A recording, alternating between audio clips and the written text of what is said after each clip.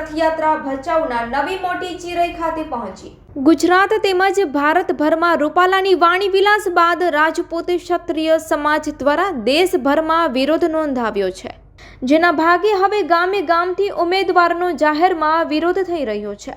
રાજપૂત ક્ષત્રિય સમાજની એક જ માંગણી હતી કે રૂપાલાની ટિકિટ રદ કરવાની, પરંતુ ભાજપ દ્વારા માંગને સ્વીકારાઈ ન હતી, જેની સામે હવે રાજપૂત ક્ષત્રિય સમાજ રાજ્યભરમાં ગામે ગામ ધર્મ રથયાત્રા દ્વારા અન્ય સમાજને સાથે રાખી ભાજપનો જાહેરમાં વિરોધ કરી રહ્યા છે। ભચાઉ તાલુકાના નવી મોટી ચિરઈ ખાતે ધર્મ રથનું ભવ્ય સ્વાગત કરવામાં આવ્યું, જેમાં રાજપૂત ક્ષત્રિય સમાજ સાથે દલિત સમાજ, મુસ્લિમ સમાજ, કોળી સમાજ તેમજ અન્ય સમાજો સાથે જોડાયા હતા।